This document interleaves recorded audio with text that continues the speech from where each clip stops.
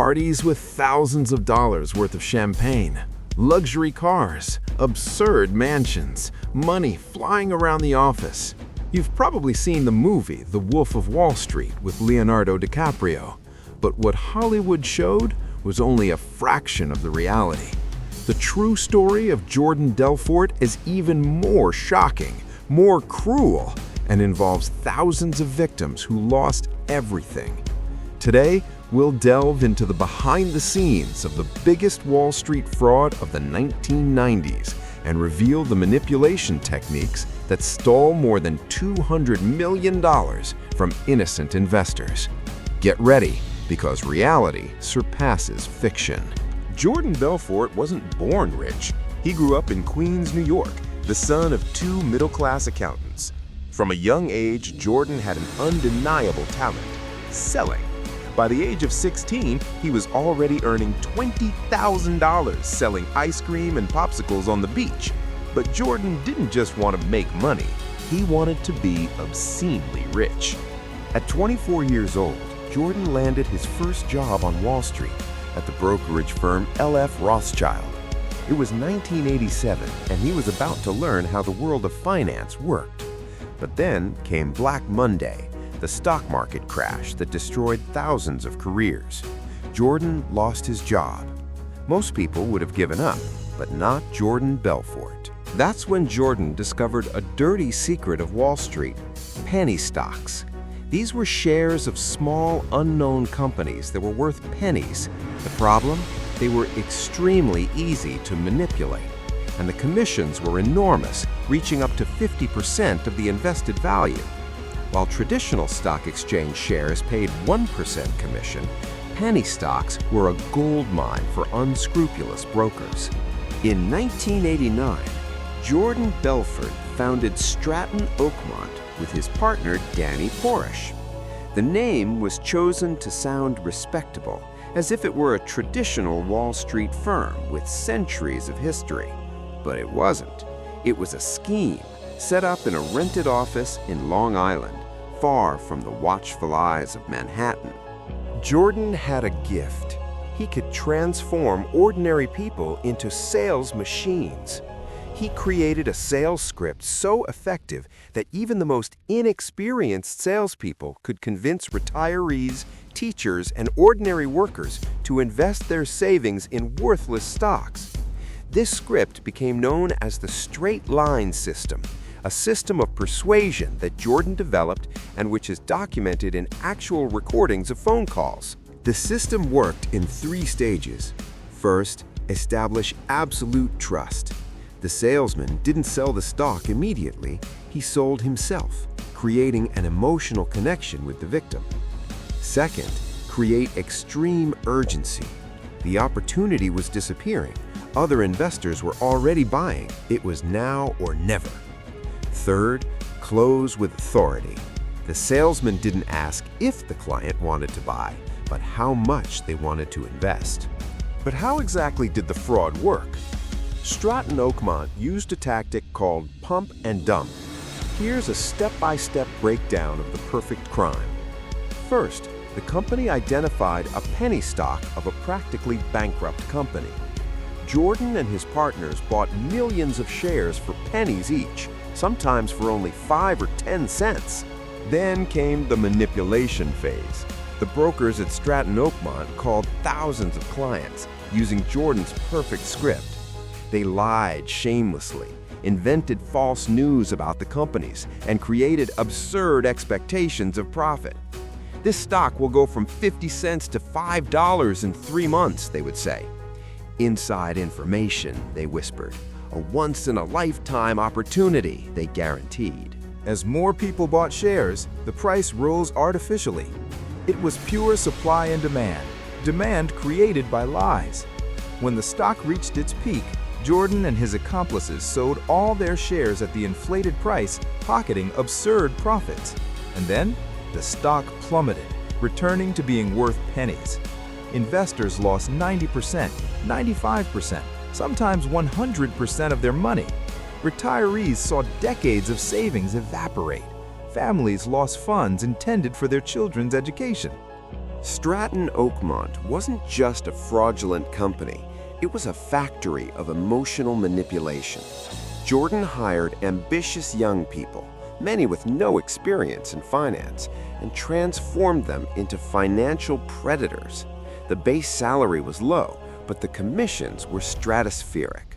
A good salesman could earn $50,000 a month, the best, hundreds of thousands. What did the film show about the culture at Stratton Oakmont? Insane parties, drugs in industrial quantities, prostitution in the office during working hours. And here's the shock. All of this actually happened. In fact, the excesses were even worse than the film showed. Jordan confirmed in interviews that Martin Scorsese had to cut scenes because no one would believe they were real. There were dwarf-tossing competitions. Yes, you heard that right. Brokers would bet on who could throw short people the furthest in the office. There were live bands playing during working hours. Strippers were hired to motivate the salespeople. Drugs circulated openly, cocaine, quaaludes, everything you can imagine. Jordan admitted to using drugs during meetings with clients and even before flying his private helicopter. And the money? Jordan spent it incomprehensibly. He bought a 170-foot yacht previously owned by designer Coco Chanel for $12 million. His mansion in Long Island had a private helipad. He traveled only first class or by private jet. In a single night in Las Vegas, Jordan spent $2 million. All this while thousands of investors watched their savings disappear. But every scam comes to an end. In 1992, the FBI and the SEC, the American Securities and Exchange Commission, began investigating Stratton Oakmont. The complaints were piling up. Investors who had lost everything started making noise. Investigative journalists began exposing the scheme. And there was a problem. Jordan couldn't stop. Jordan's arrogance was his greatest enemy. He believed he was untouchable. In a recorded meeting, he even told employees that the FBI would never be able to prosecute them because they were too smart. He completely underestimated the determination of the federal investigators. Special Agent Gregory Coleman spent years building the case, piece by piece. The fatal blow came from where Jordan least expected it. His own allies, Danny Porish, his closest partner, began cooperating with authorities. Other company executives made deals to reduce their sentences. The loyalty that Jordan bought with money and parties evaporated when the handcuffs started appearing. In 1998, Jordan Belfort was indicted for securities fraud and money laundering. Jordan tried to hide money in Swiss bank accounts. He tried to bribe witnesses. He tried to flee to England, but the net had closed completely. In 1999, he pleaded guilty. The sentence? For years in federal prison. But there was an additional condition. He would have to pay $110 million in restitution to the victims. Now let's get to the important stuff. What did the film get right and what did it change? Leonardo DiCaprio delivered a brilliant performance, but the real Jordan Belfort was different. Physically, Jordan was shorter and less charismatic than DiCaprio, but his manipulative abilities were even more terrifying in real life. The film romanticizes many of the events. The parties look fun and rebellious on screen. In reality, they were grotesque displays of greed while ordinary people lost everything. The film downplays the impact on the victims. You see seconds of people receiving phone calls, but you don't see the consequences. Broken families, retirees having to go back to work at 70 years old, people losing their homes. Another important change. The film minimizes Jordan's role in the destruction of the victims. In real life, Jordan knew exactly what he was doing. He read reports about how much money each client had and instructed salespeople to extract every last penny. There were quotas. Don't hang up until you get at least $50,000 from this client. This wasn't just greed. It was calculated cruelty. Today, Jordan Belfort was released from prison after serving only 22 months of his 4-year sentence. And here's the part that will infuriate you. He has reinvented himself as a motivational speaker and sales consultant. Jordan travels the world giving lectures on business ethics and sales techniques, charging tens of thousands of dollars per presentation. The man who stole $200 million is now teaching others how to sell. He wrote books, including his memoirs, which became the basis for film, and he made millions from it. The court ruled that 50% of his earnings should go to victims, but investigations show that he has paid only a fraction of what he owes. To this day, the victims have received less than $15 million of the $110 million owed. Jordan, meanwhile, continues to live comfortably. The techniques that Jordan developed, they're still used today, both legally and illegally. The straight line system is taught in sales courses all over the world. Legitimate companies have adapted his methods, removing the lies but maintaining the psychological structure of persuasion. And criminals continue to use penny stocks for pump and dump schemes, just with more sophisticated technology. So what are the lessons?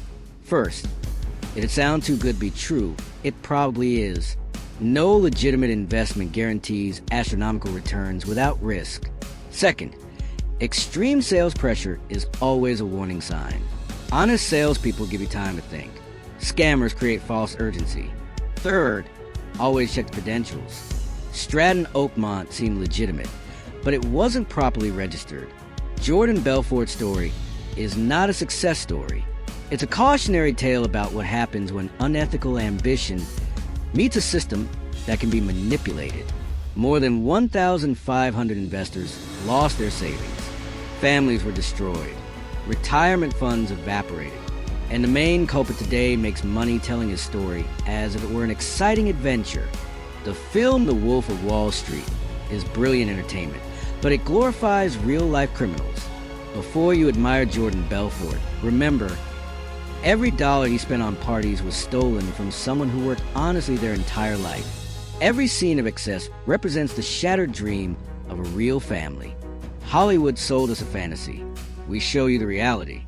If you enjoyed this investigative content, please subscribe to the channel, and turn on notifications. We have many more financial scandals to reveal. And remember, knowledge is your best defense against scammers. See you in the next investigation.